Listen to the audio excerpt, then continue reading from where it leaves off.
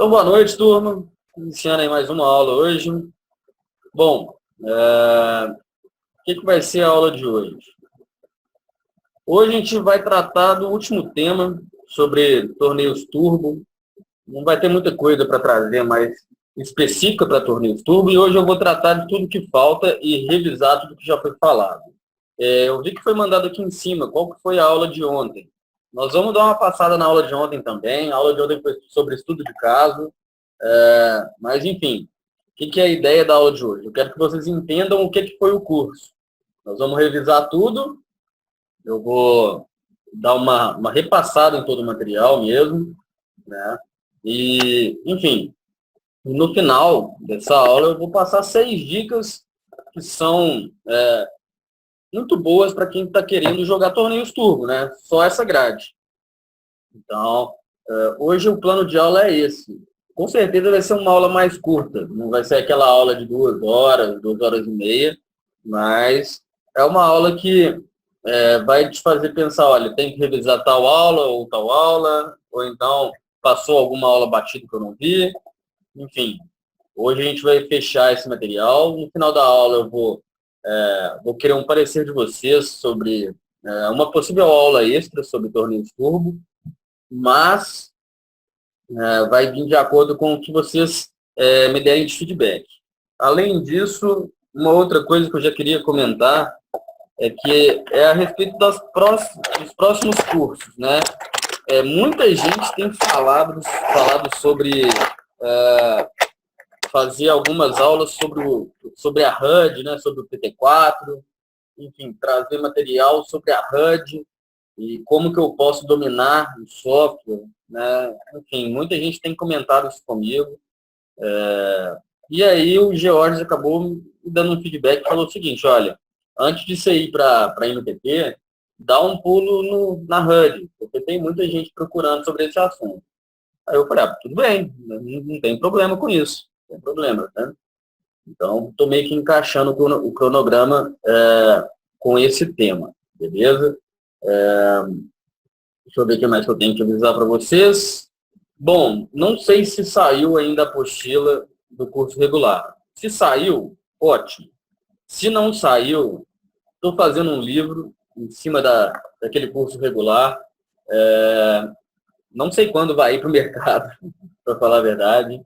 Sei que, um feedback que os alunos têm me dado é que não tem muito material escrito em livro de qualidade. O pessoal fala, tem um livro verde, tem um livro de jogador de renome, que foi traduzido para o português e tudo mais, mas nada que é muito que dá para aplicar realmente, né?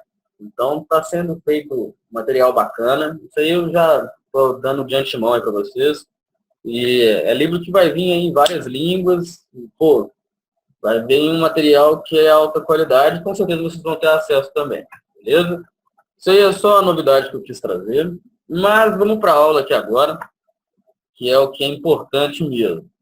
Bom, primeira coisa que está aí, vamos passar aqui o slide, é que a gente tem que entender o que foi esse curso, então. A gente teve 7 aulas sobre o curso Turbo, e cá para nós a gente só consegue visualizar se aconteceu uma evolução ou não quando a gente junta o pacote inteiro, de tudo que a gente aprendeu.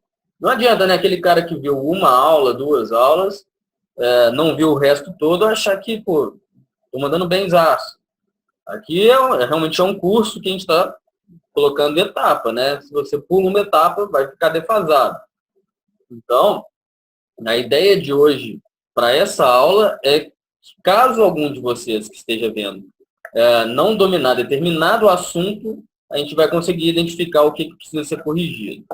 Bom, o conteúdo que foi abordado, tudo que a gente viu até agora, logicamente, eu vou trazer o tema, vou voltar no material, dar uma revisada inteira em tudo que é importante do material, antes de ir para a próxima revisão de aula, né?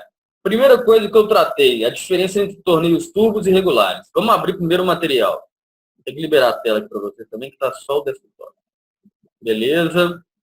Essa aqui foi a primeira aula que vocês tiveram sobre torneios turbo. Aqui eu trago as diferenças, que é a questão da duração de blinds, a média de fichas, que vai ser sempre menor, né? A questão que você vai ter que se envolver mais, abrir um pouco mais o range.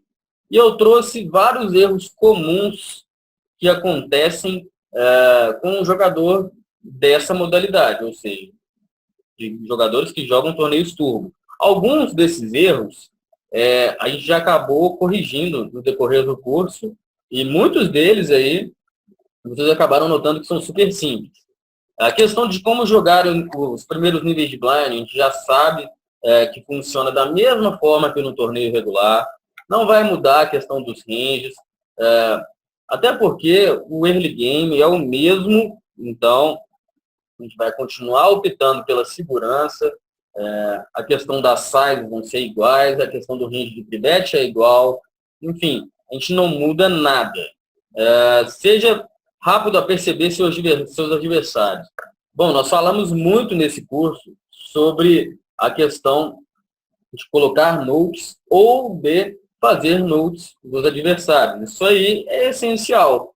E é o que eu já falei para todos aí que acompanham a aula. Quem está sem a HUD está um passinho para trás. Tem que ter, não tem outro jeito. Beleza? Esteja preparado para a fase intermediária. Bom, vocês notaram que nesse curso de torneios turbo, eu não trouxe quase range nenhum, né? Eu preparei vocês muito bem na questão de ranges e ferramentas no curso regular. As ferramentas são as mesmas, os pré-requisitos são os mesmos. Não vai mudar a estrutura das ferramentas nem dos ranges, né? E é por conta disso que eu não trouxe tanta coisa nova a respeito de ferramenta e range. Aqui no curso turbo, a gente trouxe um quesito que é a parte do estilo, que a gente deu uma aprofundada melhor nele, mas nós vamos chegar lá. Abra mais o seu range. Como já foi falado aqui, não tem como jogar essa modalidade sendo aquele tight passivo ou jogador tight padrão. Tem que ser pelo menos um tight agressivo. Se você não segue um perfil de ser tight agressivo para cima, não opte em jogar torneios turbo. Mas, Bernardo, eu não tenho tempo para jogar torneio regular. O que eu faço? Cara, infelizmente, velho, você vai ter que ajustar o seu tempo. Porque em torneios turbo vai ser muito difícil você ser regular. Isso aí eu já adianto para vocês. Esteja atento à variação de stack. Bom, isso aqui é até uma coisinha que eu quero trazer de novo. Em questão da stack efetiva, todo mundo que está acompanhando as aulas já sabe isso ao pé da letra, sabe conceito, sabe tudo, né? Um software que eu não passei para vocês e que eu vou passar agora é o Star Helper. O Star Helper ele vai transformar todas as fichas que tem na mesa em número de Big Blinds. Se você olhar lá para as fichas, lá, o inicial vai ser 1.500 fichas, por exemplo, você vai olhar, não vai ter 1.500 fichas, vai ter 75 Big Blinds. Para quem tem dificuldade em perceber stack efetiva, vai lá, o software tem 30 dias de trial, é só baixar, dar o start no software. Isso aí vai fazer com que todas as mesas fiquem em função de número de Big Blinds e vai fazer você errar menos, né? Aquela questão lá das próprias ferramentas que tem pré-requisitos para utilizar, por exemplo, o Steel tem que ter, por exemplo, mais que 13 Big Blinds, tem que ser beta a maior parte das vezes, o Ratio tem que ser de 11 a 19 efetivo. Para quem tem dificuldade em ver esse tipo de coisa, o Star Helper é um software que vai ajudar muito. Vou escrever no chat aí como chama. Star Helper. Qualquer coisa, depois é só vocês procurarem no Google aí. É fácil de baixar, fácil de instalar, mas é pago depois dos 30 dias. Ajuda muito, mas não é todo mundo aí que vai ter, enfim, dinheiro extra para comprar o software. Mas tem 30 dias e esses 30 dias aí pode facilitar a sua vida. Outro parecer que eu vou dar a respeito do software, nesse curso eu trouxe, se não me engano, 4 a 5 softwares de apoio. Pouca gente me pediu software, se não me engano, são mais de 300 pessoas lá naquela escola e, se não me engano, são uns 10, 15 que me pediram para mandar o software. Quem fica levando um critério de não optar por utilizar, beleza, tudo bem, mas vai acabar perdendo no longo prazo, porque o software está lá para te ajudar, né? Lembrando que ele conta apenas o Big Blind? Não, ele conta o número de Big Blinds que todo mundo tem. Por exemplo, na mesa lá está todo mundo com 1.500 fichas, todo mundo lá, ao invés de aparecer 1.500 fichas, vai aparecer 75 Big Blinds, que for no primeiro nível de blind, né? Enfim, ele só transforma as suas fichas em números de Big Blind, tanto as suas como as dos vilões, né? Falando sobre software de apoio, eu trouxe Sharkstrator, trouxe FastNash, Mesh of Poker, Icemizer, Equilab e o Star Helper. São 6 softwares de apoio que todo mundo pode ter no computador aí. Sharkstrator e o Star Helper vão ser pagos, né, depois de 30 dias. Icemizer, só 2 pesquisas diárias free. Equilab e os outros são todos free, então vocês podem utilizar. Mas é importante vocês terem acesso a tudo isso. Essa parada de estar atento à variação de stack, para quem quiser usar esse software, vai ajudar muito realmente. O software você vai olhar para a mesa e vai falar assim, pô, a stack efetiva é de quem? Fica tão mais fácil porque você já tem o número de Big Blinds efetivos, direto. Logicamente, o Star Helper não faz só isso, tem muitas outras funções. Só que uma das mais importantes é essa, beleza? Esteja atento ao tempo de blind. Isso aí foi muito falado aqui nesse curso, que é para vocês não vacilarem. O tempo de blind é curto. Se você não perceber que, por exemplo, em menos de 1 minuto vai aumentar o blind, por exemplo, você está ali no TG mais 1 e está com 9 Big Blinds, provavelmente vai aumentar em você. E talvez seja um momento de você se movimentar antes, porque depois sua stack não vai machucar mais ninguém. Então, tem que ficar atento ao tempo de blind. Ah, mas Bernardo, eu vou ficar prestando atenção nesses detalhes tão pequenos? Sim. O que vai fazer diferença no longo prazo entre você ter um ROI bacana e um ROI excelente são detalhes. Esse é só mais um deles. Isole os short stacks. Sempre pensar o seguinte, o cara está short stack, temos que pensar em ir contra ele, né? Short stacks são alvo, então não podemos vacilar com isso. Não aplique call em chope com mãos marginais. Isso aí, na aula que a gente deu ontem, eu trouxe alguns leaks que aconteceram. Teve algumas mãos que aconteceram esse erro, que é aplicar call em chope com mão marginal, né? Lá pela aula 6, eu já não esperava ver erros assim, porque, querendo ou não, a gente está tendo uma evolução gradativa. Quando a gente chega nesse final, a gente não quer ter erros do início, né? Então, é importante vocês conseguirem visualizar e ficar dando call marginal em chove não vai ser bom no longo prazo. Nós vamos chegar no motivo disso também. Escolha bem os spots para chovar, ter paciência, porque querendo ou não, torneios turbo, a gente vai jogar short stack a maior parte do tempo. Então, você tem que aprender a jogar ali com 5 a 15 Big Blinds. E nesses 5 a 15 Big Blinds, a maior parte das vezes você vai ter que ir para o plano pré-flop. Então, optar pelas melhores situações para ir de choro. Tem que ser inteligente nesse quesito, beleza? E eu trouxe um 10º erro aí. Não desista mesmo jogando com poucas fichas. Sempre está vivo, beleza? Bernardo, tem 40 torneios. Pegar só 2 ITMs é um péssimo sinal? Depende de qual torneio. Se for só MTT, talvez não seja um péssimo sinal. Mas, por exemplo, se você usar HUD, já é bom você olhar o EV seu. Porque 40 torneios é bem complicado, né? Se você olhar o seu EV e o seu EV estiver tendendo a crescer, eu vou poder te falar que é o seguinte, olha, você está até fazendo as melhores decisões. Porém, não está runando bem. Agora, se o seu EV está acompanhando o seu profit, com certeza algum problema tem aí nas suas mãos. Beleza? E um outro adendo que eu dou, no 25 Cents, que é um torneio regular, é bem atípico ficar muitos torneios sem pegar ITM. No caso, por exemplo, se esses 2 ITMs foram uma cravada, tudo bem, beleza, não vai ter uma swing tão grande. Agora, se esses 2 ITMs, por exemplo, são 7º lugares, a sua swing vai ser gigantesca. Então, é uma tendência a apresentar leaks no jogo. Agora, vale a pena dar uma revisada, vale a pena dar uma olhada, porque 40 torneios já é uma amostragem que não é pequena. Você ficar ali 1, 2 sessões sem conseguir resultados, até vai. Agora, para você que está estudando, está se esforçando, 3, 4, 5 sessões é muito atípico. Eu, particularmente, no 25 Cents, é muito raro eu ter uma sessão negativa, em função do volume que eu faço. Eu faço 40 telas em uma sessão. Então, a tendência é que, pelo menos, eu saia break-even. Esse é o meu plano.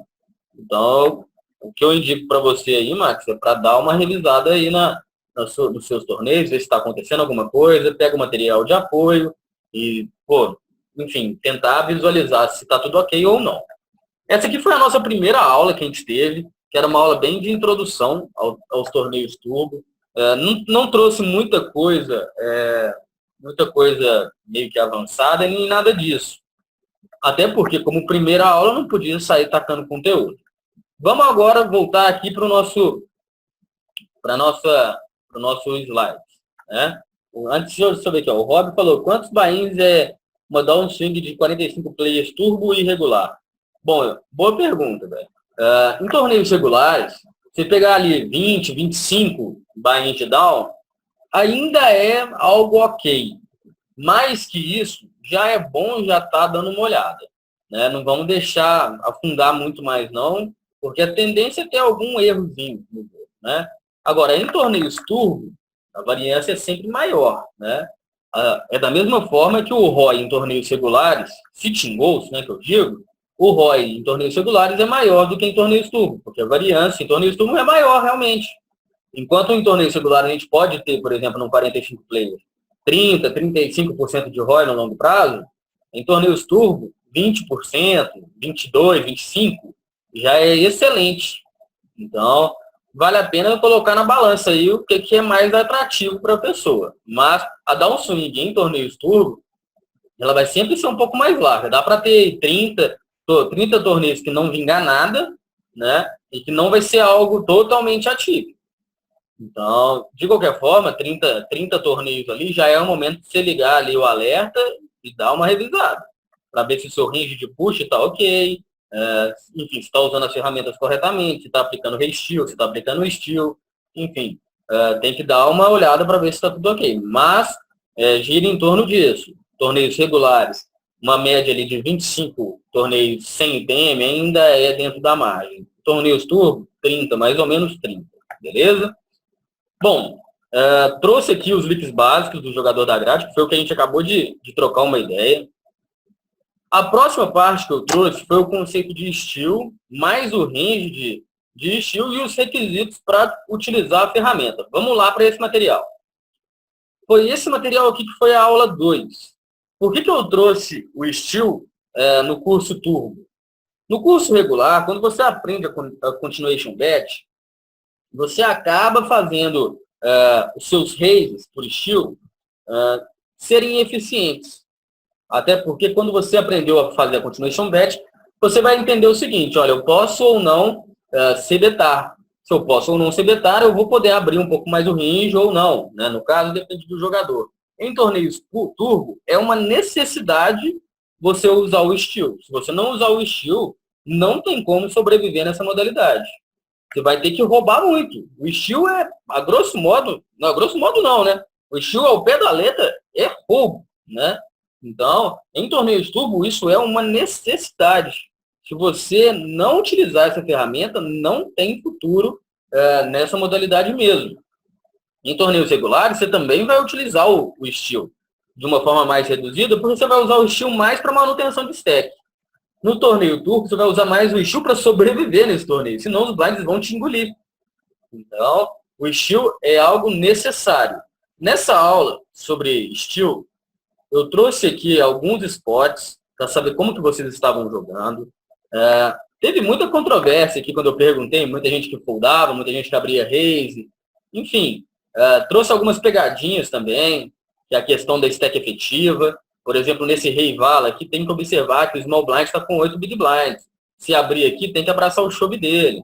Enfim, sempre estar atento, porque, querendo ou não, eu trago essas pegadinhas aqui para vocês, porque durante o jogo isso vai acontecer.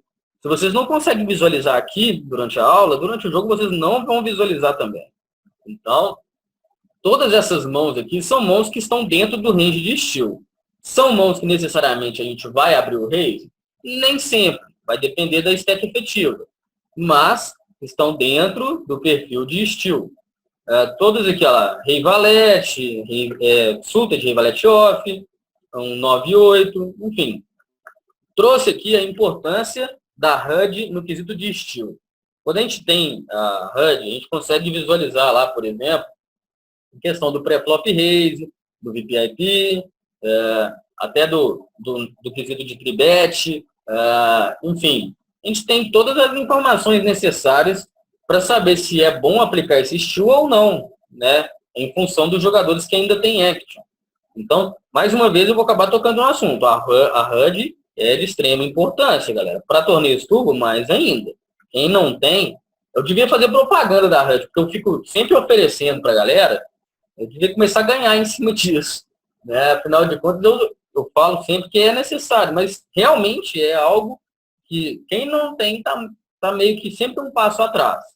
Né? Deixei explicando aqui, ó, a questão de quando a gente vai se betar, quando a gente não vai se betar. A gente não se beta boards monotônicos ou muito conectados. Enfim, esse é o básico.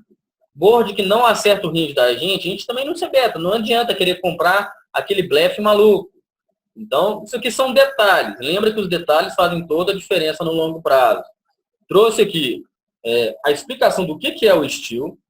Né? Expliquei o porquê que o estilo aqui em torneios turbo é necessário e trouxe o range aqui. Né? Aqui, ó, deixei bem claro algumas coisas.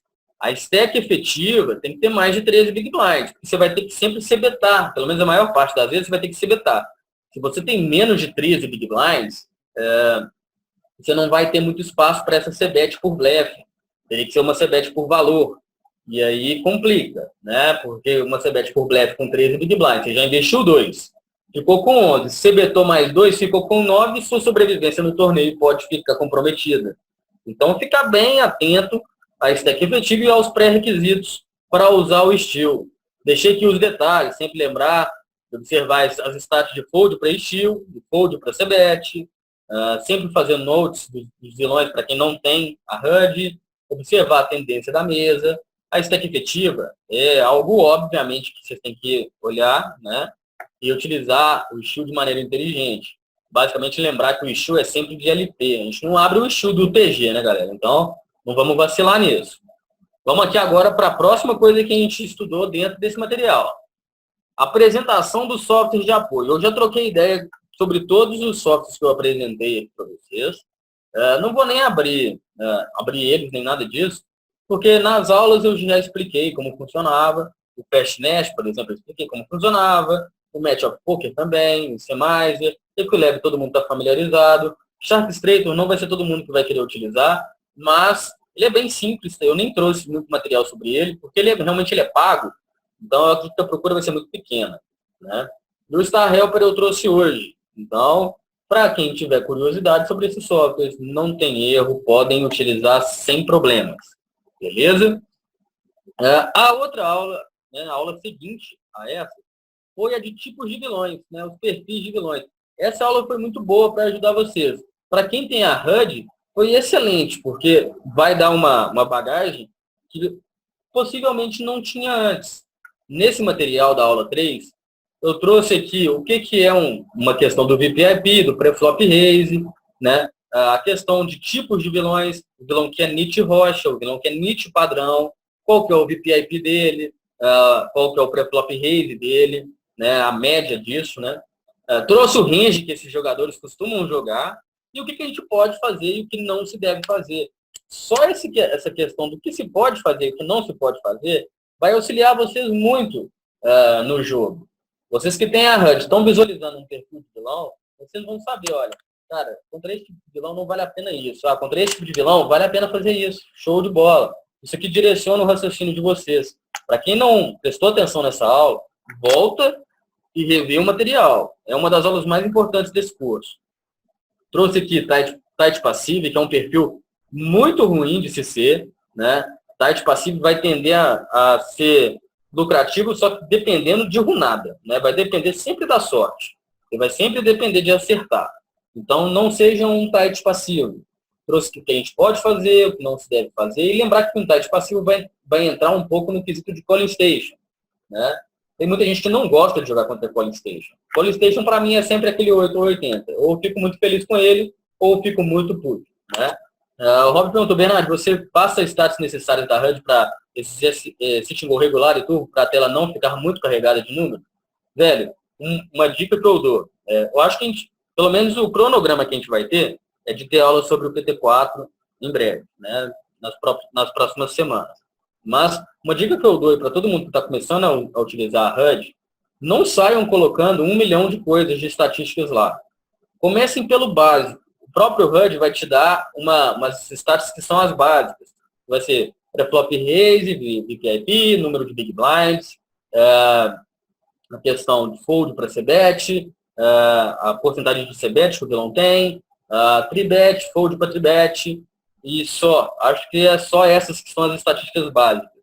Quando vocês conseguirem se familiarizar com elas, de conseguir visualizar durante o jogo com facilidade, vocês vão chegar e falar assim, pronto, essas stats aqui, elas não poluem visualmente o que eu estou fazendo, o que eu estou jogando, eu consigo interpretar elas rapidamente, então qual que é o próximo passo? Aí a gente começa a colocar mais stats. Mas não saem colocando um monte de uma vez, senão você vai ver um monte de número, não vai interpretar nada, vai ficar perdido no meio daquilo tudo e não vai ser nem um pouco eficiente.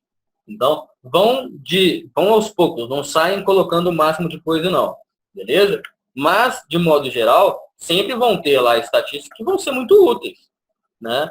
Vai depender da questão da sua interpretação. E aí, respondendo a sua pergunta, a questão das stats necessárias, comece com base. Beleza, me adaptei muito bem a ela, vai aumentando gradativamente, na medida que não fique carregado realmente a sua tela. Até porque uma coisa que eu tenho percebido é que tem muita gente jogando no notebook. Aí o notebook, querendo ou não, mais que 8 telas, não dá para colocar lado a lado, pelo menos a maior parte dos notebooks. A partir do momento que você coloca 8 telas, já fica tudo bem espremido. Então tem que ser inteligente, olha. Vamos focar nas stats que são mais importantes. Afinal de contas, o meu setup, ele deixa eu utilizar isso. Então, a partir desse pressuposto, você monta as suas stats. Eu sempre passo para o aluno começar do básico. Nunca comece a colocar coisa demais. O Max perguntou quantas amostragens é interessante para analisar o vilão. Boa pergunta também. Nessa aula eu tratei desse tema, dessa pergunta, mas respondendo você também, quando a gente tem ali menos de 250 mãos de vilão, nunca a gente vai poder confiar 100% nas estatísticas. Até porque, com menos de 250 mãos, ainda é tudo muito vago. Ele pode estar fazendo um move que não é típico dele, enfim, né?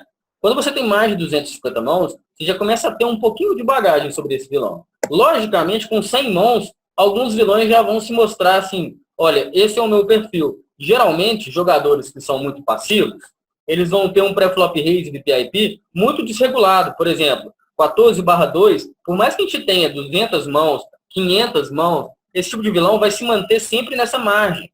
Então, a gente vai conseguir visualizar isso rápido. Jogadores tight agressivo sempre vão tender a estar lá entre os seus 18/16, enfim, com VPIP e pré-flop raise muito próximo. Aí, por exemplo, eu tenho 50 mãos do vilão, ele já está mais ou menos nessa margem, começa a observar. Se ele não mudar nenhuma tendência, o perfil desse vilão vai ser esse. Por mais que a gente tenha 50 ou 1 milhão de mãos.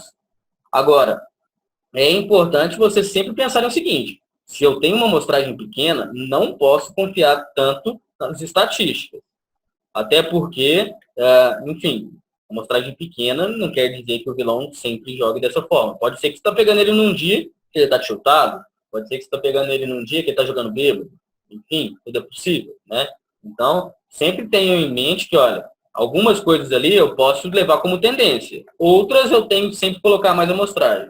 Mas, de modo geral, sempre quando você tiver ali mais de 200, 250 mãos do vilão, já tem uma certa tendência para ele. Geralmente, para quem joga aí 180 players turbo, se você pegar e cravar um torneio, você vai ter mais ou menos ali mais de 150 mãos da maior parte daquele field, né, daquele torneio específico. Porque, querendo ou não, para cravar um torneio 180 players regular, por exemplo, você vai ter que jogar pelo menos umas 300 mãos. Então, você vai começar a criar uma amostragem bacana. Mas o que é mais interessante, que eu já falei, vou bater nessa tecla de novo, é a turma juntar e compartilhar a database. Né? Vai lá, compartilha a database aí, que ó, Se juntar 6 pessoas aí, vocês mapeiam um field inteiro, beleza? O Edson perguntou, Sharkscope pode usar logo no início de torneio? Sim, deve. Até porque o Sharkscope vai te dar uma informação que a HUD não dá, que é a questão da finalização precoce. Se você tiver mapeado todo mundo no início de torneio, você vai saber quem é aquele louco, quem é aquele maníaco, em função da finalização precoce.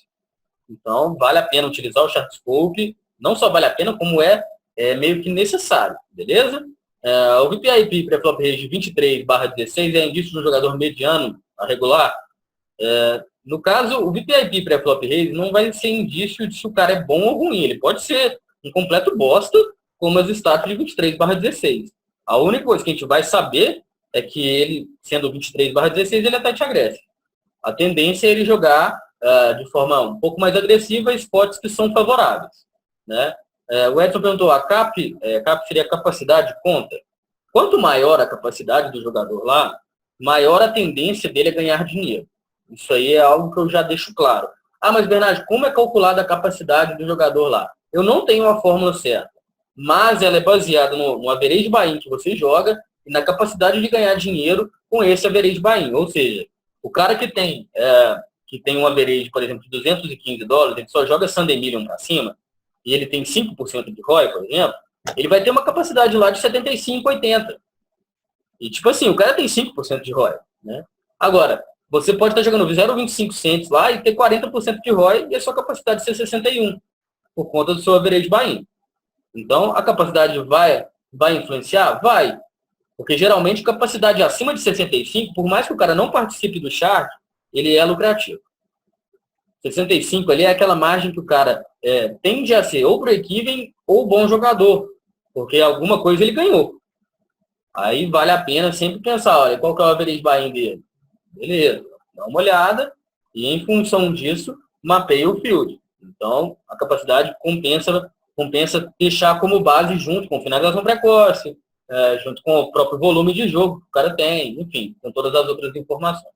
Beleza? Bom, continuando aqui essa revisão, aqui eu comecei a tratar depois do jogador tight aggressive, né? Que é o perfil aqui, que é um jogador onde tem um VPIP e um pré-flop raise que são muito próximos um do outro, né? Que estão sempre jogando spots onde a oportunidade apareça. São jogadores que incomodam muito e é o perfil que eu treinei todos vocês para serem. Ou seja, para quem está pegando o curso desde da primeira aula de Sitting Goal regular, até hoje, todos vocês vão tender a ser tight agressive. Se vocês puxarem as suas stats no longo prazo, vai ver que está dentro dessa margem. É esse o meu plano com vocês, e não é à toa que eu quero deixar vocês com esse perfil, porque é um perfil lucrativo, né? E que no longo prazo é muito eficiente. Tá? Para nós, deixei aqui até exemplificado o que a gente não deve fazer e o que a gente deve fazer. E o que a gente deve fazer é não ficar muito no caminho de jogadores tight agressive, que tendem a ser jogadores bons. Lógico que a gente tem que vincular mais informações. Tem que olhar lá no chart, ver se o cara é lucrativo, se o cara não é. Enfim, analisar as outras stats, ver se ele tem alguma coisa que possa ser explorada. Mas, de modo geral, esse tipo de jogador incomoda. É aquele jogador que incomoda, então é o perfil que eu quero que vocês sejam. Jogadores chatos da mesa, beleza? Depois disso aqui tem um lose agressivo, que é outro perfil muito bom. Tem muito jogador que é muito lucrativo seguindo esse perfil. Mas, geralmente, para ser desse perfil, você tem que dominar muito o jogo. Você já tem que ter um domínio muito bom das ferramentas, tem que ter um domínio muito bom ali das tendências de mesa, uma amostragem muito boa já em cima do field que você enfrenta, porque todos esses detalhes vão te fazer ali ser mais lucrativo. São jogadores que têm ali uma agressividade a mais, jogam mais mãos, pressionam mais, enfim. Lógico que a gente vai ter maneiras de se defender deles, mas são jogadores que também são lucrativos. Deixei explicado aí também a questão do que se deve fazer e o que não se deve fazer. E eu trouxe os últimos perfis, que são o lose passivo e o maníaco. Eles são os famosos doadores de dinheiro. O lose passivo é aquele cara que é muito agressivo não, né? Ele é o famoso calling station, joga mãos demais, entra poucas vezes de raise, mas ele dá muitos calls, né? É o Zé Flopin, né? Para quem viu uma das primeiras aulas lá do curso de Sitting Goal, um dos leaks mais básicos é o famoso Zé Flopin. E o lose passivo se encaixa muito bem nele. É o cara que quer sempre ver flop, O cara quer sempre ver, enfim, quer sempre dar aquele callzinho para ver se acerta, e segue esse perfil, trouxe o range deles, enfim. E o maníaco é aquele cara que, pô, ele tá jogando por jogar. Ele tá simplesmente só vendo as próprias cartas ali, e, enfim, nível de pensamento zero, e que joga quase 50%, 60% do range, quase sempre. Então, esses dois perfis aqui é de onde a gente tira dinheiro. Então, expliquei tudo isso na aula, galera. Para quem tiver dúvidas sobre esses perfis, vê a aula novamente. Está muito bem explicado lá. O material também ficou muito show de bola para quem quiser dar só uma lida. Então, tudo isso aqui está explicado lá. Vamos agora voltar aqui. Vamos voltar aqui agora para nosso conteúdo abordado. Antes o Rob perguntou, Lose Aggressive é um estilo mais difícil para quem voluma muito por causa da action? Não necessariamente. A questão de ser luz e agressivo é um perfil de jogador que domina mais as ferramentas. Ele vai fazer mais estilo, com um range maior, vai tender a ter um post-flop melhor, né? Porque ele vai jogar muito mais post-flop. Ele vai ser mais agressivo na tendência de tribet, tanto na tribet por valor, na tribet light. Mas a questão do volume em si não vai afetar tanto. Até porque, se você está jogando lá 10 telas ou 15 telas e o seu perfil é de agressivo, e vai ser esse perfil em todas sem nenhum problema. A questão é só a atenção que você vai ter que ter pós-flop. Então, talvez pós-flop você deva ter que ter mais cuidado quando você está volumando, mas não é um quesito tão assim primordial. Acima de 1.000 torneios daquele buy-in é regular? Depende muito, cara. O cara pode ter 1.000 torneios e ser muito loose. E aí ele não vai ser regular. Ele vai ser regular de estar sempre presente, mas ele vai ser um reg fraquíssimo, né? Então, mais de 250, 300 torneios naquele field específico, eu já considero que é um regzinho. Se ele é bom ou ruim, ainda não sei. Se ele tem 1.000 torneios e não é regular winner, né, não é regular lucrativo, eu já vou tender a colocar dele de reg fraco, tendendo a fish. Então, tem que sempre colocar na balança. Não dá para a gente pegar simplesmente um número de jogos.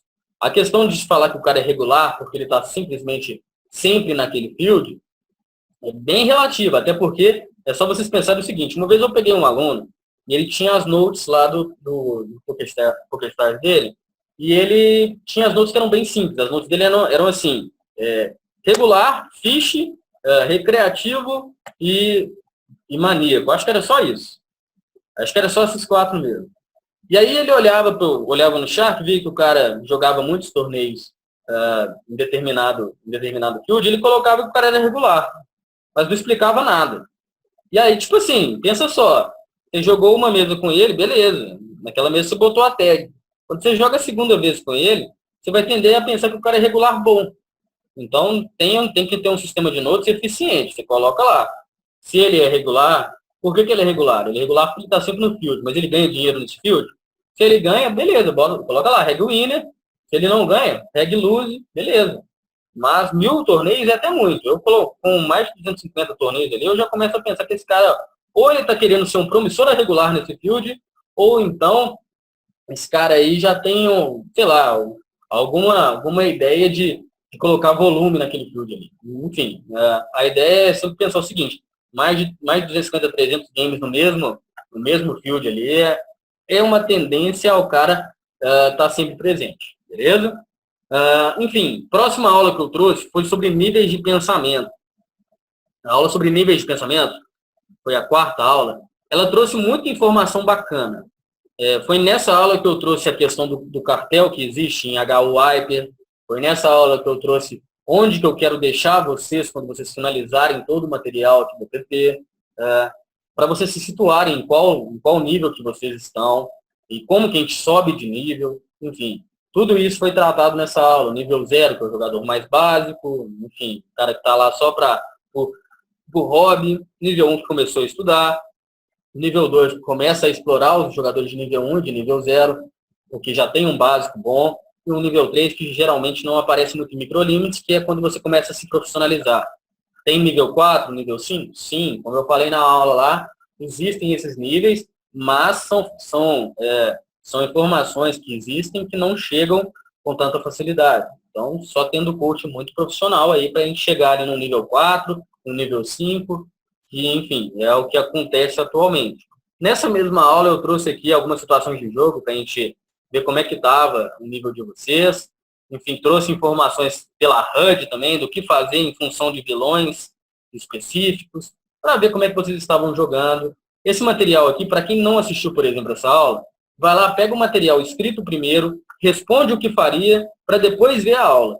Que aí você vê a aula e vê, ó, putz, eu falei errado, sei lá, o que eu poderia fazer de diferente, então, né?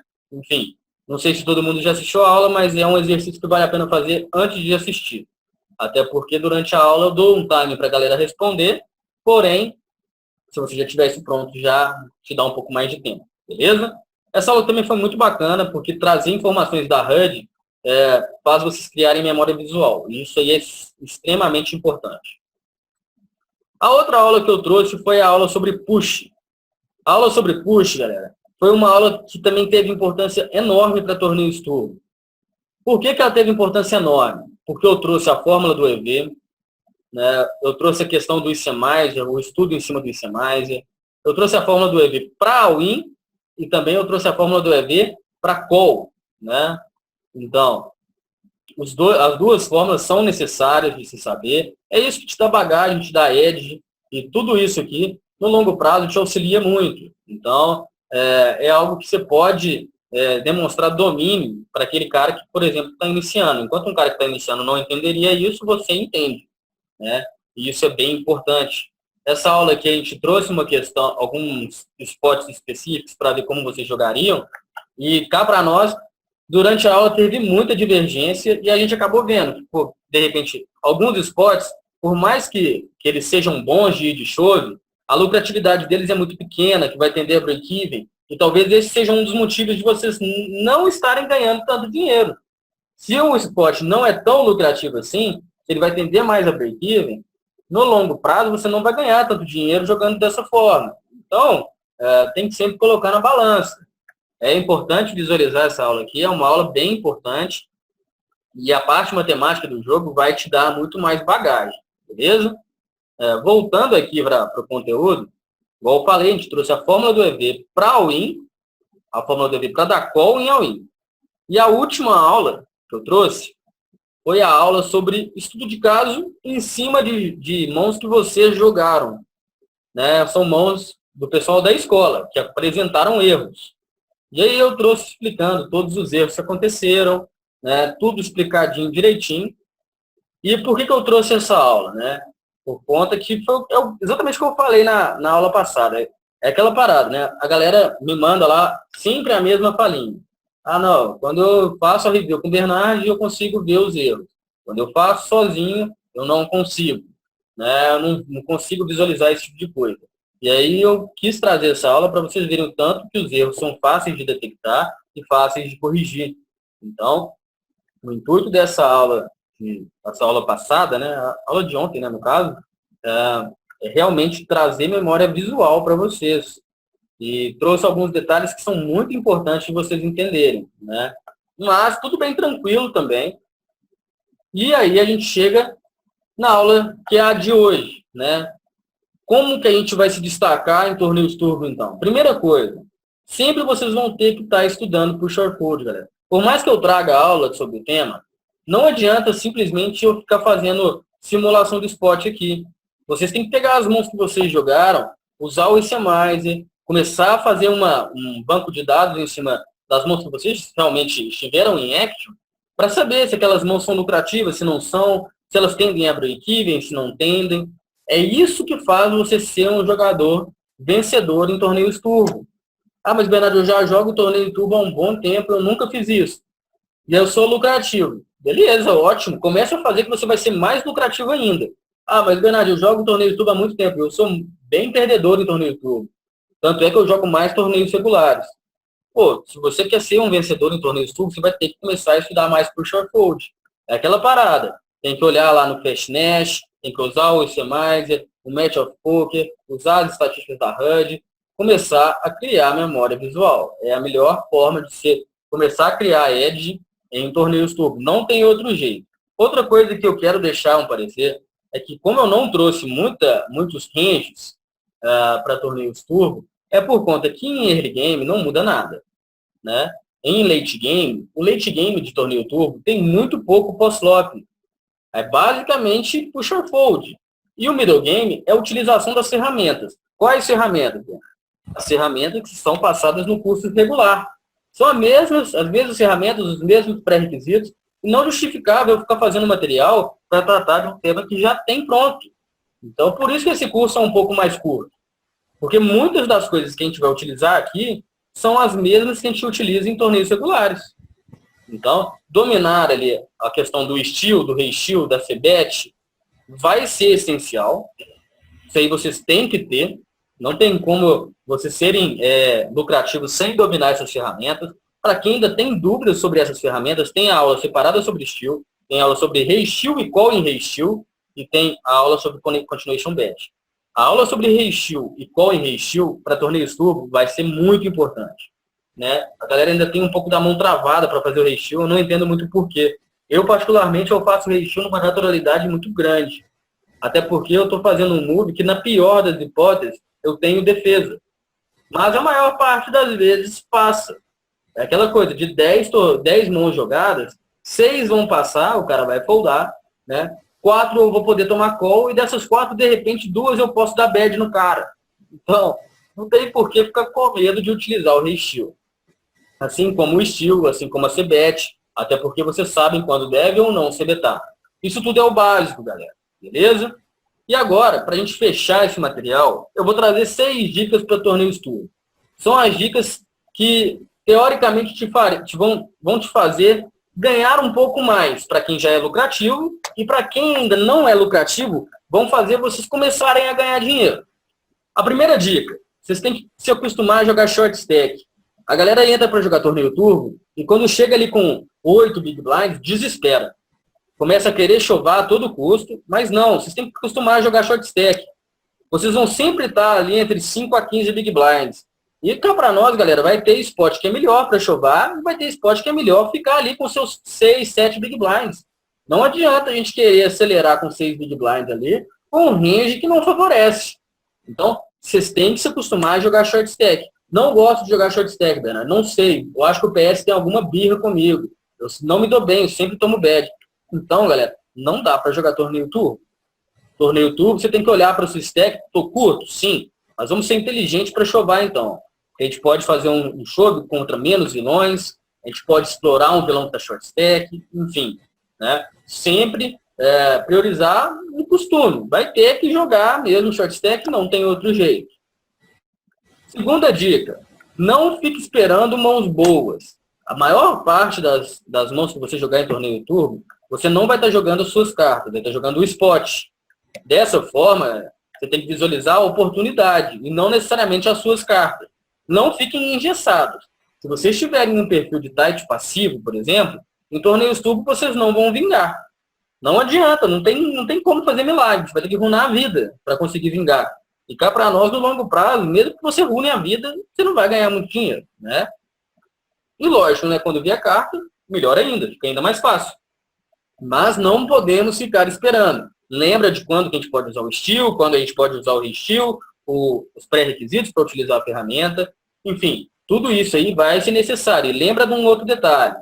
Torneio turbo, o foco não é early game nem late game. O foco é middle game. No middle game, o que a gente vai utilizar muito? Shield, reestilo, C-bet, até uma própria tribet por valor. Não vai ter tanta tribet light, porque a gente não vai ter muito stack para isso. Então, fiquem bem atentos. Middle game é o foco. Tem que conseguir enxergar essas oportunidades para fazer manutenção de stack, para fazer seu stack crescer, para chegar em late game com uma condição boa de dar, por exemplo, call no shorts, de explorar a questão de quem está deep, enfim. Tem que ser realmente inteligente e conseguir observar isso, beleza?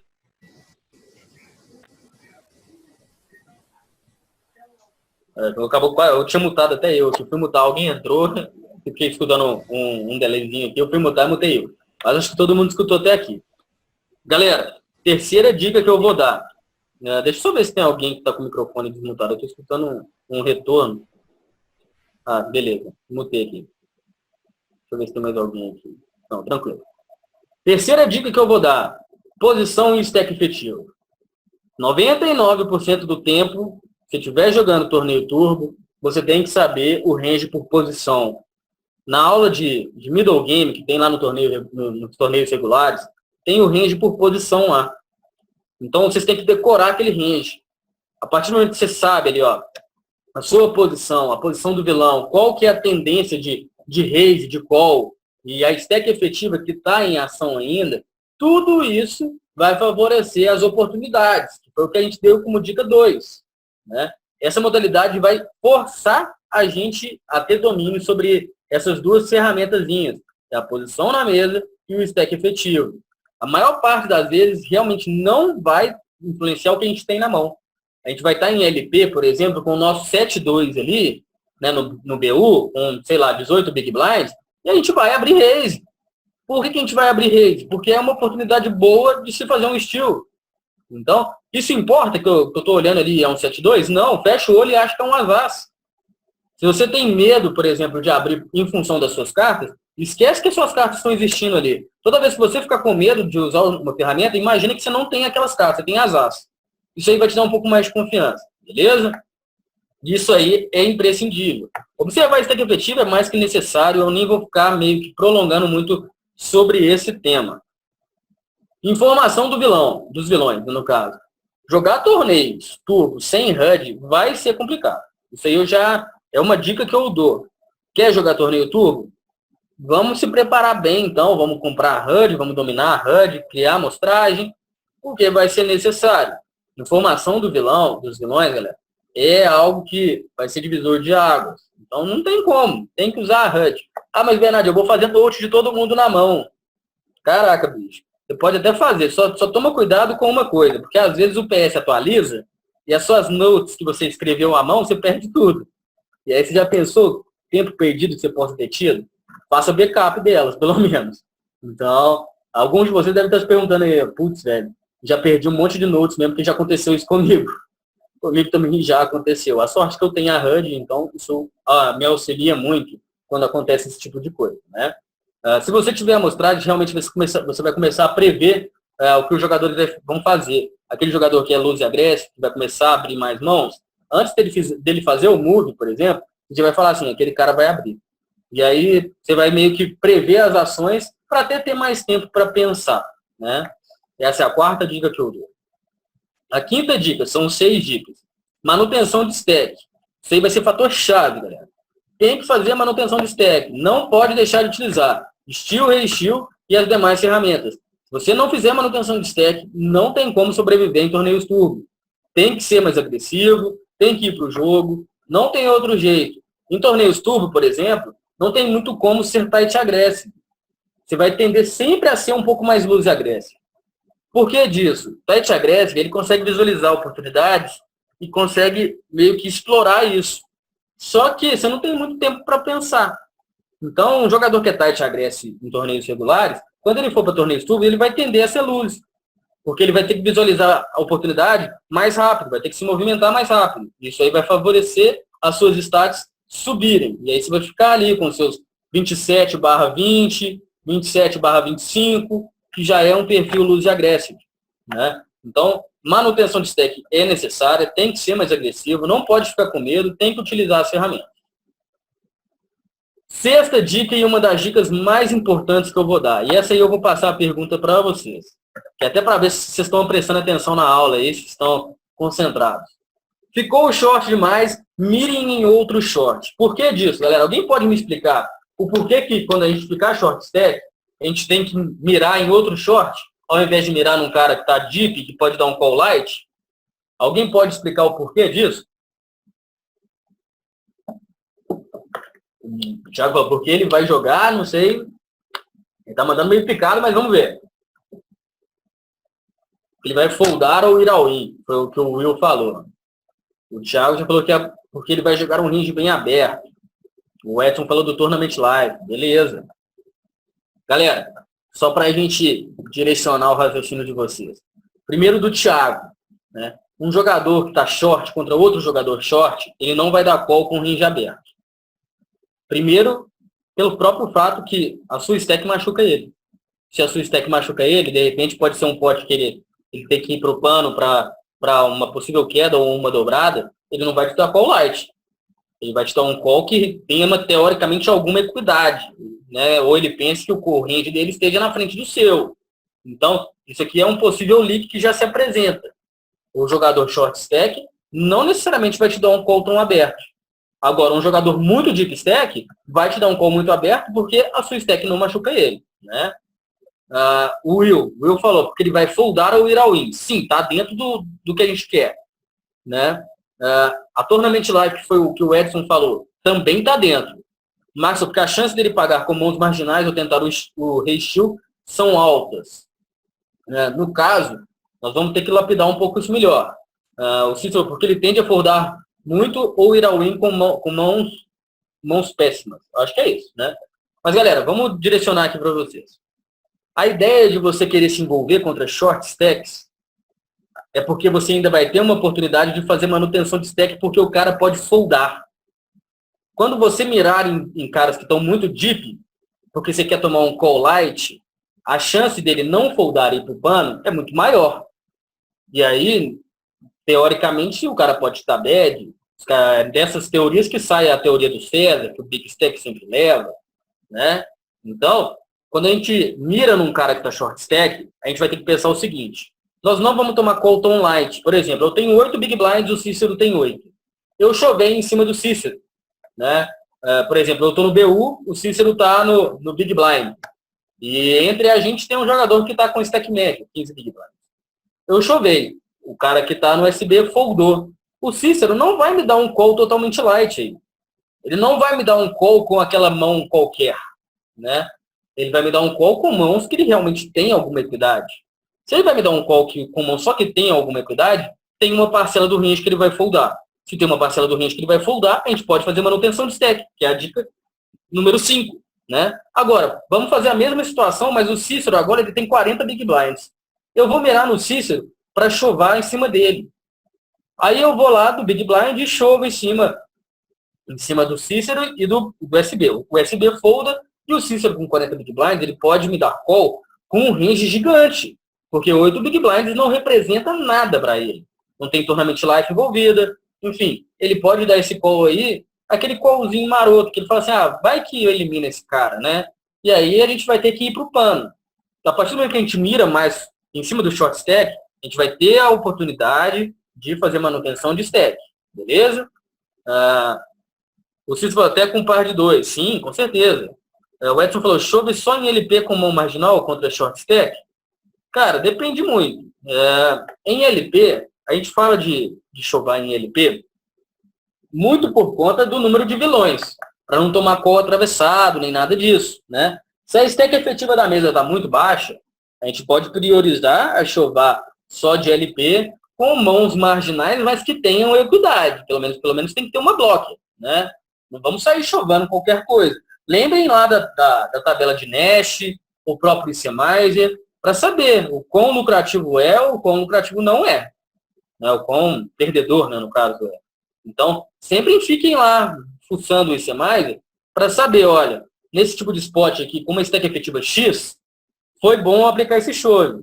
Que aí, se acontecer de novo, você vai saber. Ó, aqui eu sei que é lucrativo, eu posso chovar sem medo, né?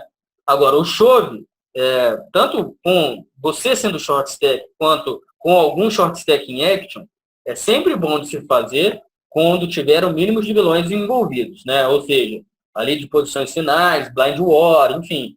E sempre priorizar um chove de maneira inteligente. Colocar sempre blocker, se for naipado, melhor ainda, para aumentar um pouco a nossa equidade.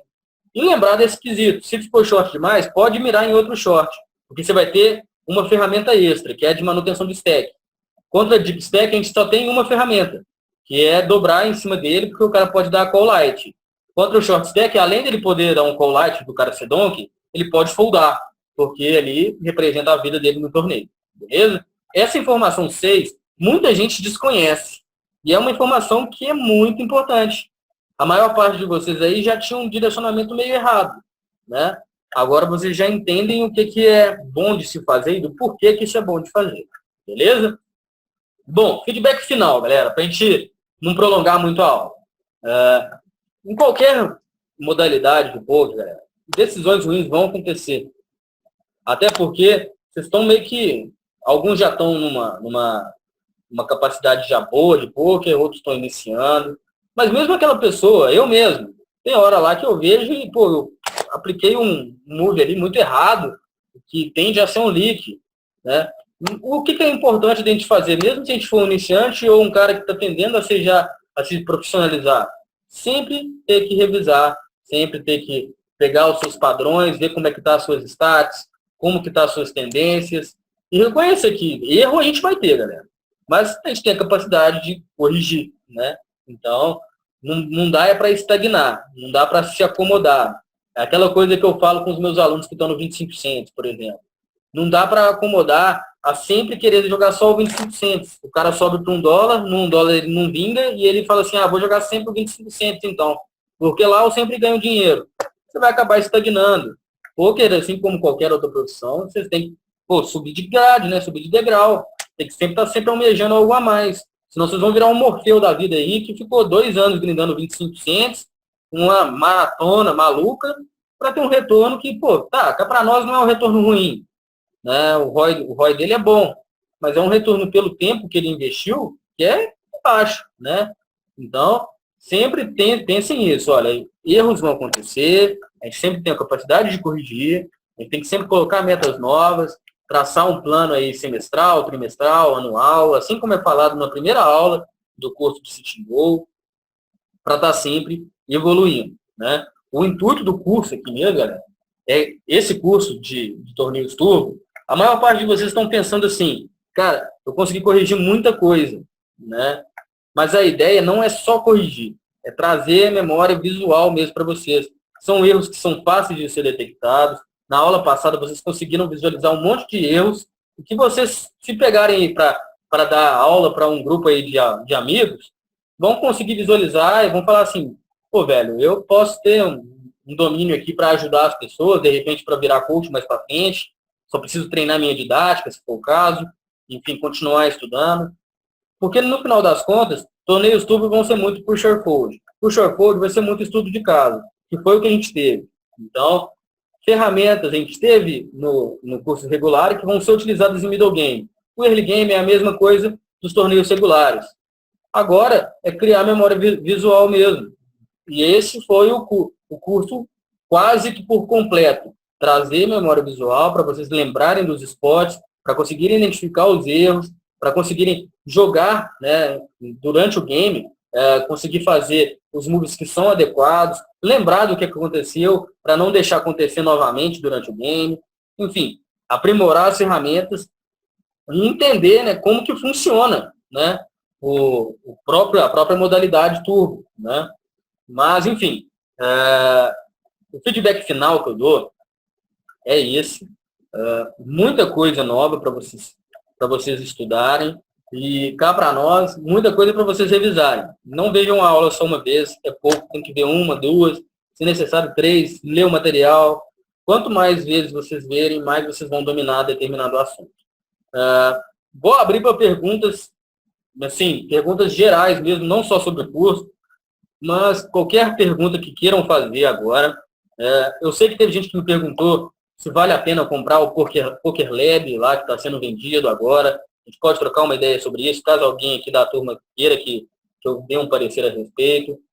Enfim, dúvida geral mesmo, qualquer coisa que vocês queiram perguntar para a gente fechar esse material, vou estar respondendo agora. Nas próximas aulas, uma coisa que eu quero perguntar para vocês também é se vocês querem mais uma aula só para detecção de erros, ou seja, detecção de leaks. Nós tivemos a aula passada que teve alguns leaks bem básicos. Se for preciso, eu vou abrir mais uma aula para dar uma estudada em mãos que vocês jogaram. E aí vocês podem postar tanto no grupo da escola, as mãos, ou me mandar no Skype. A gente tira uma aula para fazer isso. Caso não seja necessário, as próximas aulas eu vou tentar já colocar dentro do cronograma coisas sobre o PT4. Beleza? Vamos ver o que foi perguntado aqui então. Primeiro, Rob, e as apostilas de exercício? Tem previsão? Cara, eu estava montando a apostila sobre isso, né? Só com exercício e tudo mais. Só que como eu estou fazendo o livro, eu estou pensando em colocar essa apostila junto com o livro. Por isso que eu não soltei. A minha ideia é soltar o livro e, em conjunto, meio que de bônus, a apostila só de exercício com as respostas. Por isso que eu não quis trazer por enquanto, né? Mas tem muito exercício já lá no próprio material que dá para pegar uma bagagem bacana. Quando eu conseguir soltar o livro dos exercícios, eu vou falar com vocês e não tem muito erro com isso, beleza? O Leco Lobo perguntei, eu ia perguntar sobre isso. O que você achou do Poker Lab? Beleza. Bom, galera, sem dúvida nenhuma, os caras são muito fodas. Eu sou muito fã do Pescanco lá. Eu acho ele um excelente jogador. E agora com parceria com o Peçanho também, só agrega, né? Enfim, eles trazem um material. Eu achei as aulas free muito boas, mas muito pobres de conteúdo assim avançado. Eu achei as aulas free meio que um convidativo. Vem aqui e compre a parte paga, né? Aquela parada assim, vou te passar o básico, porque aí você vai ficar com um gostinho de quero mais para comprar o resto. Isso aí é a fórmula de lançamento que eu esqueci o nome do cara que faz. É um método de fórmula de lançamento que é muito antigo, que muita gente usa, né? E cá para nós funciona, né? Mas meus receios que eu tenho em relação à compra do Poker Lab. Eu acredito que as aulas gravadas vão seguir um perfil quase igual ao coach do Peçanho gravado. Vai ter coisa interessante? Vai, mas não vai ser focada para o jogo de vocês. Então, tipo assim, vale a pena comprar? Vale, não vou falar que não vale. Né? Tipo assim, vai ter coisa lá que é bacana, vai ter algumas linhas de raciocínio que são interessantes de saber e tal, mas não vai ser aquela coisa focada para o jogo próprio. Às vezes, para um jogador que já não tem erro nenhum, já está com um básico muito bem feito, pode ser interessante comprar lá, para visualizar outras linhas de pensamento, coisas que não é todo mundo que tem. Agora, para um jogador que está iniciando, eu aconselharia a não comprar isso, por enquanto, e focar, de repente, em um coach para correção de leak, em um coach para a parte mais básica do jogo, enfim, a estudar um pouco mais o material aqui do app, por enquanto, até chegar a um ponto que você vai falar assim, cara, eu aprendi tudo que tem aqui, vamos procurar coisa nova? Vamos procurar o feedback que já está tendo lá sobre o Poker Lab, porque daqui a uns 2 meses, vocês vão ter feedback do que foi aquele curso, se é bom, se não é. Por enquanto, a gente não tem isso. Então, eu não aconselho vocês saírem na frente comprando meio que, putz, eu preciso disso. Né? Esperem sair um feedback a respeito. Não vacilem, porque, querendo ou não, R$ 1.000 é R$ 1.000, galera. E para nós faz falta para todo mundo, né? Então, esperem sair o feedback. Quando sair o feedback, se for um feedback positivo e você achar que aqui com o EPT, por exemplo, tudo que você podia aprender já está o suficiente, vai lá e compra, beleza? O Edson falou, aquele software já está pronto? Estava em análise? Cara, outro feedback que eu dou. Eu contratei um cara para fazer aquele software, né? Ele começou a mexer no software e, enfim, eu investi para comprar uma key e tudo mais. E cá para nós, eu acabei encontrando um cara que não devia, né? Ele acabou me roubando e, enfim, perdi o investimento, o software não ficou pronto e saí no prejuízo, né? Por enquanto, o software não vai ter como sair em função disso, até porque eu estou muito descrente de contratar alguém para terminar. E, enquanto isso, ele está meio de molho, né? Fazer o quê? Infelizmente, foi o que aconteceu. Enfim, né? Não tem nem muito o que falar a respeito. O Will falou, sou novo, gostaria de saber se já teve uma aula sobre a matemática do poker, tipo odds, implied odds, EV, fold equity. Sim, tem aulas no curso regular e no curso turbo que tratam de todos esses temas. Desde odds até a fórmula do EV, fórmula do EV para dar all-in, fórmula do EV para foldar, para ir de all-in, enfim. Tem tudo isso lá, só dá uma fuçada no material, não tem muito erro não, beleza?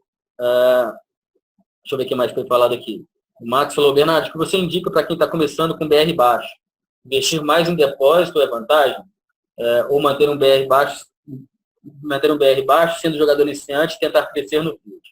Cara, quando eu iniciei no poker, eu comecei com um BR de $10. Eu entrei no time do APT e o time do EPT me deu $10 para jogar. Eu tinha que jogar a grade do 25 cents. Eu joguei a grade do 25 cents até eu conseguir fazer $100 de profit. Não tive muito problema. Quando eu fiz $100 de profit, eu nunca mais quebrei. Então, melhor dica que eu dou, não tem um BR fixo. Você não precisa começar com $10 certo. Mas comece com um BR que você consiga grindar uma grade específica até você dominar ela por completo. E aí você vai subindo gradativamente. Tem gente que consegue, por exemplo, eu consegui com $10 ter uma ascensão gradativa.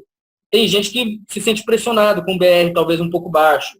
Tá, para nós $10 são 40 BIs. Não é tanta coisa, né? Mas isso aí vai muito de jogador para jogador. A ideia que eu digo, não adianta ficar pulando etapa. Faz o seu depósito com um BR que você acha que não vai te dar dor de cabeça, tanto financeiramente, tanto como pode acontecer de swings, né? E, enfim, trabalha numa grade e vai subindo de grades gradativamente, né? Faça um plano, realmente. Na primeira aula do curso regular, eu explico como fazer um plano de grades. Lá você pode ter um pouco de auxílio sobre isso, beleza? Foi realmente o Érico Rocha que fez o Fórmula de Lançamento. E que para nós é um curso não, né? Ali eu digo que é uma fórmula de como fazer um lançamento que é muito, muito funcional. Eu já vi esse curso. E cá para nós realmente é algo que dá para ganhar dinheiro para qualquer área. Então, mais um curso curso não, né? Mais uma ferramenta que eu indico, né? O Fórmula de Lançamento para quem, por exemplo, segue em algum nicho de mercado, enfim, financeiro qualquer, funciona. Então, vale a pena. O curso é caro, mas vale a pena, beleza? O Will falou aqui, PT aqui tem um material muito bom. Surpreendeu. Pô, bacana, fico feliz com o feedback, velho. O Rob falou, Bernardo, você podia fazer uma sessão gravada ou ao vivo aplicando esses conceitos em uma sessão sua, para deixar na escola, para ter de conteúdo. Para ter de conteúdo. Se não deu para entender direito, podia fazer uma para turbo e uma para regular. Beleza, não, só faço. De repente, não precisa nem fazer a gravada. Eu estou com um plano de começar a fazer stream, né? Não é certo ainda, né? Porque está dependendo um pouco de alguns patrocínios e tudo mais, mas de repente vai sair do papel. Enquanto não sai do papel, de repente eu gravo, então libero a tela para vocês verem eu grindando algum dia desses. Enfim, isso aí não tem muito problema não. É só marcar isso direitinho que a gente produz esse tipo de material, beleza? Enfim, eu acho que eu respondi tudo. Não sei se tem mais alguma dúvida, galera. Se tiver, pode me mandar, eu volto no material aqui. Se quiserem que eu troque ideia sobre algum outro assunto, também não tenho muitos problemas com isso. O curso Turbo foi um curso mais rápido, realmente, mas é um curso que é eficiente, vai ajudar muito, muito aí o grind de vocês. E cá para nós, a gente está subindo o degrau. Aprendemos ali a parte de torneios regulares, agora a parte de torneio turbo, vamos aperfeiçoar a parte de ferramentas não, né, de ferramentas, né, que é a HUD, né, que eu vou trazer aula sobre a HUD, e depois a gente vai ter que cair de cabeça nos MTTs, beleza? O Paulo perguntou, o Flopzilla é bacana? Sim, é ótimo. Cá para nós, o Flopzilla e o ICMizer são excelentes softwares. São softwares caros, né? Cá para nós não é software barato, porém são de utilidade extrema, beleza? Qual é a mais vantagem? 45 players do 25 cents ou 90 players? Os dois, cara. Eu tenho lá os meus alunos do 25 cents, eu tenho os meus alunos no $1, no trade de 50, até MTT de $5. Né? Quando eles estavam iniciando, todos iniciaram no 25 cents comigo. E o que eu falava com eles, vai começar a grindar o 45 players e o 90 players. Por que disso? Porque o 45 players vai te manter um ROI bacana, você vai conseguir construir jogo, você vai conseguir identificar ali os períodos do torneio e afins, né, no caso. E por que você vai jogar o 90 players também? Porque é um preparatório para jogar o Win 50 aqui knockout, que é um torneio que tem um tempo de blind maior, você vai ter mais espaço para utilizar as ferramentas. Então, a ideia é vocês jogarem você no caso, né, jogar o 45 players e o 90 players. Porque ali você vai conseguir bagagem para as grades acima, beleza? Vai ter spoiler do que vem pela frente.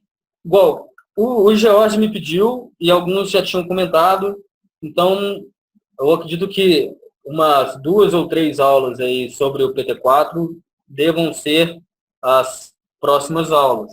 Aí eu vou trazer a questão de como ali configurar a HUD, quais estatísticas usar, a questão de visualização do gráfico, até para entender e interpretar o que está acontecendo em determinado gráfico, porque o seu gráfico ele te dá muitos indícios de como está seu jogo. Não é só simplesmente olhar ali e ver o seu profit e o EV. Tem muitas outras informações que a gente pode ter naquele gráfico, e muita gente não sabe disso. A questão de relatórios, que é possível de fazer, que vai poupar muito tempo de vocês, para quando vocês estiverem, por exemplo, estou há um mês grindando, e eu quero saber se nesse um mês aí eu cometi menos erros do que no mês passado. Vai lá e faz um relatório em cima do grind desse um mês, e pega todas as informações possíveis. Tem que fuçar o software. Então, de repente, pelo menos, não fechei ainda 100%, porque o George pediu e eu não dei uma resposta ainda para ele. Mas é 99% de chance de, pelo menos nas próximas 2 aulas, serem sobre a HUD. A não ser que tenha uma aula antes sobre correção de leaks, de torneios turbo, que eu sempre deixo essa margem. Se o pessoal pedir, eu pego ali a hand history de vocês, faço ali pego as redes de todo mundo, separo as mãos que tiveram leaks, e ali eu corrijo e exemplifico assim, o que aconteceu, o que tem que ser feito, como tem que ser corrigido e afins. Mas essa aula aí só vai acontecer caso tenha demanda. Né? No curso regular teve demanda e o pessoal postou os bons e mãos no próprio grupo da escola. Às vezes eu posso fazer analisar mãos que estão no grupo da escola na próxima aula, porque tem muita mão lá que, cá para nós, eu não tenho tempo para ficar analisando todas as mãos que o pessoal posta lá. Mas se eu montar uma aula em cima disso, eu consigo analisar o máximo de mãos que já foram postadas e que são mãos de vocês também. Então, vai depender muito da demanda. Mas o spoiler do que vai vir pela frente, com certeza, questão da HUD, depois MTTs. Porque é um passo aí que todo mundo está querendo. A maior parte da galera gosta dos MTTs, ainda não se adequa tanto a jogar sempre esse team goal, sempre está dando os tiros lá, e tem muita coisa que muda para MTT. Beleza? Bom, turma, não sei se ficou mais dúvida. Se não tiver ficado, a gente vai encerrar por aqui. E vou ficar esperando um pouco do feedback de vocês, né, a respeito dessa próxima aula. Mas que vai ter aula, vai. Pode ficar tranquilo que semana que vem, segunda e terça, tem aula. Ou de correção de leaks, ou já tacando em frente a parte de PT4. Beleza? Aí, para quem usa o HM, infelizmente, galera, no HM eu tive uma experiência bem ruim, não gostei. E acabou que me aperfeiçoei no PT4, realmente, fiz curso no PT4. E aí quem usa o HM vai ficar meio que na mão. Mas dá para pegar algum fio de meada, assim, que no HM ainda funciona. Tranquilo? Bom, turma, ninguém mandou mais nada. Acho que a gente pode encerrar por aqui. O Rob falou, você podia fazer um HU com antena. A tabela de HU que eu forneço lá, ela foi feita com base no EV e eu fui especialista, né? Fui não, né? Ainda sou especialista em HU Hyper. Foi onde eu me especializei aí nos últimos tempos. E cá para nós é muito bom de jogar, eu gosto muito, né? Mas, de repente, a gente pode fazer, sei lá, vários projetos dentro da escola ali, um projeto de ligas, vai saber. Vocês podem sugerir tudo isso pro George. Tudo que o George falar aqui é ok. Se ele der o feedback que tá liberado, vamos embora. O Cito falou, o HM fala que é muito pesado e trava muito. Sim, meu problema com o HM é que eu sou um jogador que faz muito volume. E eu, depois que eu abri o HM ali, e eu coloquei 12 telas e travou, eu falei assim, não é o software que eu quero. No PT4 eu abro 40 telas e não tenho problema nenhum. No HM, 12, 15 telas, tem que ter um setup muito bom. Na época que eu usei o HM, eu não tinha esse setup. Né? E aí, isso me complicou um pouco. O Rob perguntou, você aconselha jogar sobreposto? Eu jogo sobreposto. Né? É uma tendência que está acontecendo para se conseguir fazer mais volume. Acima de 16 telas é impossível não jogar sobreposto. Né? Você vai fazer 20 telas, tem que ser sobreposto. Por que disso? Se você faz 16 telas lado a lado, primeiro que você tem que ter um computador foda, né? 2 telas e tudo mais. Segundo que tendinite vai te afetar. A movimentação no mouse é algo que no longo prazo vai ser bem menos EV. Então, se você é um cara que almeja fazer muito volume, comece a se adaptar a jogar sobreposto. Eu, particularmente, eu jogo, consigo fazer ali 40 telas sobrepostas sem muita dificuldade, mas nunca faço mais que isso, porque a jogabilidade fica bem ruim, beleza? Eu lembro que você usa o Table Ninja para 40 telas? Não. Eu, particularmente, consigo usar, consigo fazer o registro na mão sem problemas. Mas, se eu quiser usar software de apoio, eu tenho o Sharkstrator, que faz o registro também, assim como o Table Ninja. Dá para dar uns tiros em free roll? Olha, galera, eu, particularmente, eu não vejo vantagem nenhuma em free roll. Né? Tem alguns alunos meus, são estaqueados eles, e os caras ficam me perguntando, oh, posso jogar tal free roll? Posso jogar, enfim, umas coisas meio nada a ver lá, que paga mixaria, né? O cara fica jogando 5 horas para ganhar 15 cents. Aí eu falo, velho, você tem bankroll, você tem tudo, você quer jogar free roll para quê, né? Mas jogar free roll é aquela coisa, vai ter ali um field enorme de donkeys e fish. Você vai aprender alguma coisa lá? Não. Vai aprender a como não jogar. Né? Porque você vai ficar vendo muita bizarrice lá e fala assim, putz, eu não posso jogar igual esses caras. Mas tem muita gente que inicia pelos free rolls, né? O que eu aconselho, já que você vai jogar free roll, né, no caso, opte pelos free rolls que são ali para jogadores frequentes do PS, que é o Chrome Star, Silver Star, que pelo menos tem uma premiação que é atrativa, né? De outra forma, eu prefiro que vocês joguem os home games. Pelo menos os home games é menos pessoas e tem uma infinidade aí de patrocínios aí que os caras dão e que, pô, é bem tranquilo de puxar e iniciar o BR, beleza? Então, eu não aconselho muito a jogar free roll, não. Free roll muito grande, não vale muito a pena, não, beleza? Ficou mais dúvida, turma? Eu estava quase fechando a aula, mas o pessoal perguntou. Se tiver ficado mais dúvida aí, podem mandar. Para quem pensa ou sonha alto de dá para viver de poker sendo regra dos $1 180 players, será que com foco de uns 2 anos dá? Velho, primeiro parecer que eu dou a respeito disso. Alguns de vocês conhecem o Vitória, o Rafael Vitória, atualmente jogador do Forbet. Ele e eu, a gente começou a jogar no EPT essa grade do $1. Né? A gente saiu do EPT jogando essa grade do $1. Então, eu saí do EPT jogando 4,50, o Vitória saiu do EPT jogando até 3,50. Né? Aí, quando a gente saiu de lá, o Vitória ele estava jogando só sitting goals de $1, 180 plays, não jogava nada além disso. Ele chegou a fazer $1.000, $1.000 em um ano, jogando só os 180 plays.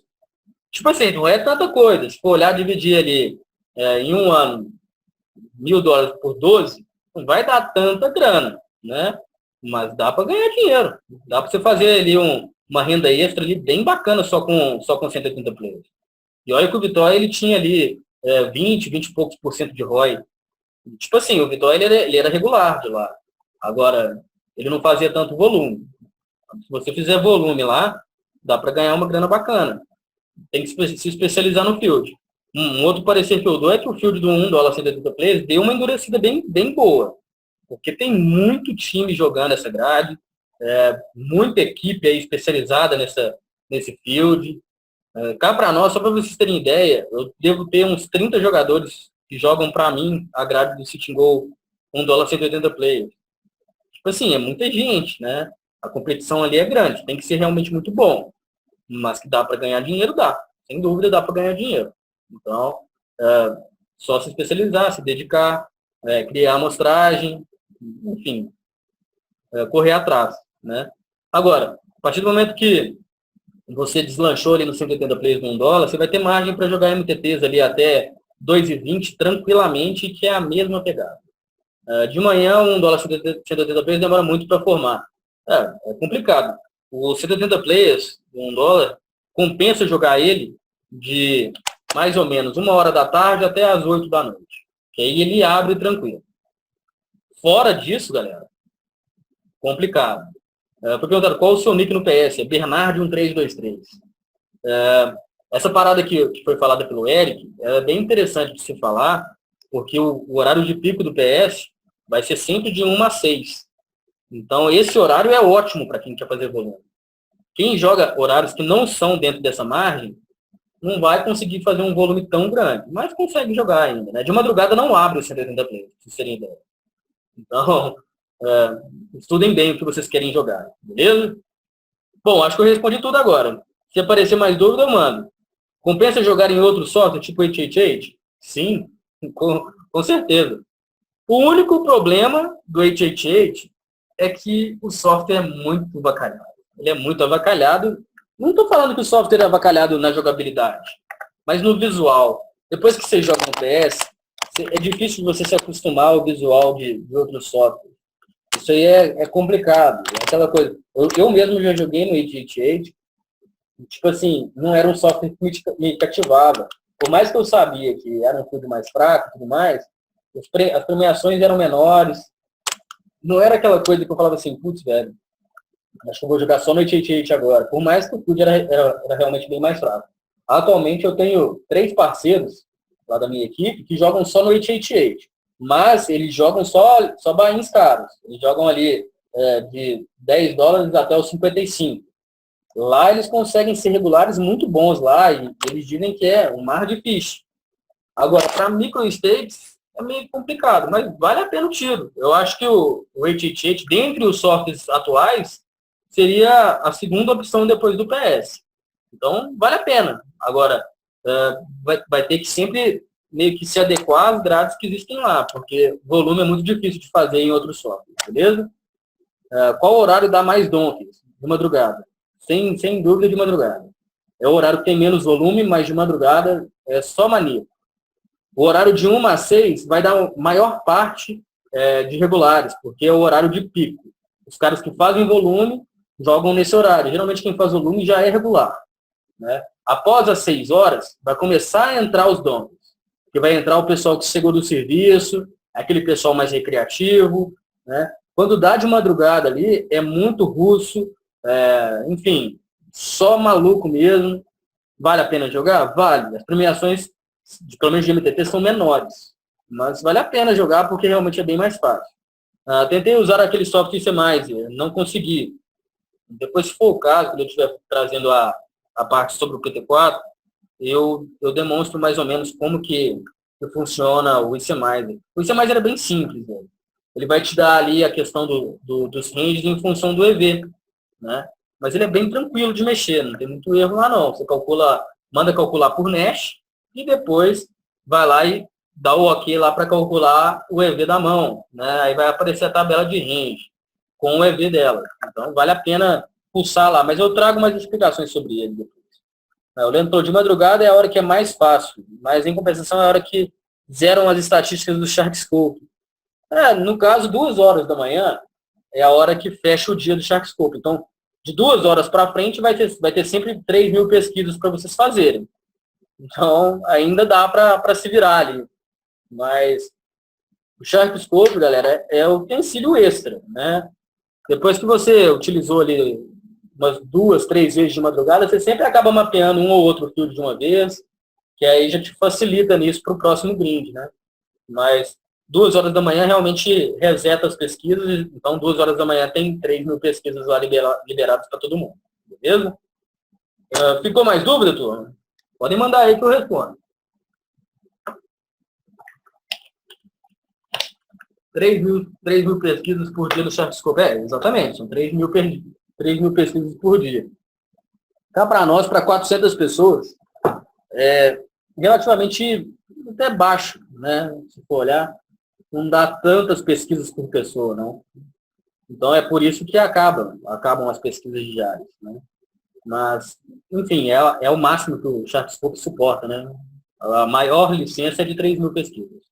Eu acredito que deva ter gente usando a HUD do Sharkscope, que é proibida, né? E que está comendo pesquisa pra caramba também. Então, fica aí o feedback aí que é proibido usar a HUD de lá, porque vai pegar ali todas as pesquisas ali do dia, ou então uma boa parcela delas. Beleza, turma? Bom, turma, acho que a gente encerra por aqui, então. Acredito que não vai ter... teve mais uma. Na tabela de HU está dividido por níveis de Big Blind e chega a hora que repetem, por exemplo, 7 a 10 Big Blinds e a próxima 10 a 13, 10...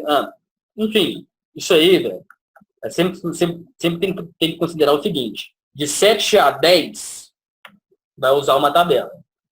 De 10.1 para cima, ou seja, 10 ou mais, 10 ou mais até 13, a gente usa a próxima. entendeu? E lembrar que é sempre em função da stack efetiva. Tem uma galerinha aí que meio que peca na tabela de HU, que vai lá, por exemplo, eu tenho 22 Big Blinds e o Leandro tem 11. E aí você está lá usando a tabela de 22 Big Blinds, sendo que é para usar stack efetivo, ou seja, tabela ali de 11. Então não pode vacilar nisso não, senão pode acabar usando o HU, beleza? Mas isso é falado na aula lá para não ter erro.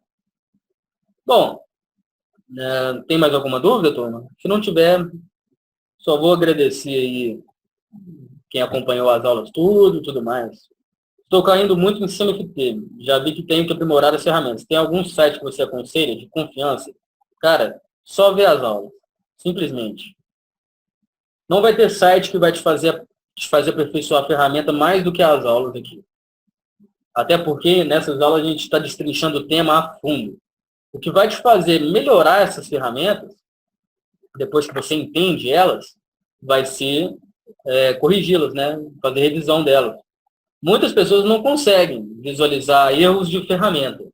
E aí, de repente, o que eu aconselho, ou fazer aula particular comigo ou com antena, ou então fazer grupo de estudo. Junta aí 3, 4 pessoas para fazer review, porque aí o que passar batido, outra pessoa vai conseguir visualizar.